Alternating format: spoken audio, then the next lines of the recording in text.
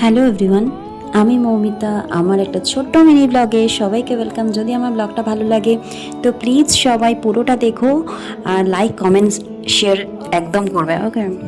আজকে না কোনো বড় প্ল্যান ছিল না, শুধু আমি আর মিঠি বেরোবে ভেবেছিলাম জাস্ট একটু সময় কাটাতে।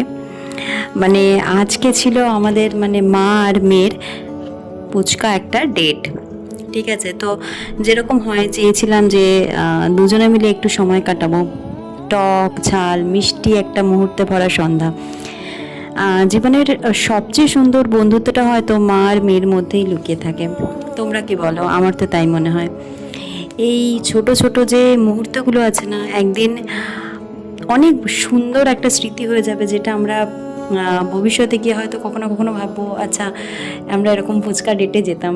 বড় হয়ে বাচ্চারা কোথায় চলে যাবে না যাবে সত্যি আমরা কেউ জানি না। তো আজকে সারাদিনে ছিল আমাদের এক প্লেট ফুচকা, কিছু হাসি, আর অল্প ছোট ছোট গল্প, আর অনেক অনেক অনেক ভালোবাসা।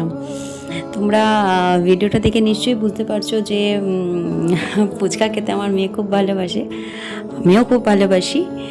দুজনে মিলে ফুচকা খেলাম, খেয়ে তারপরে একটু কিনছিলাম সবজি।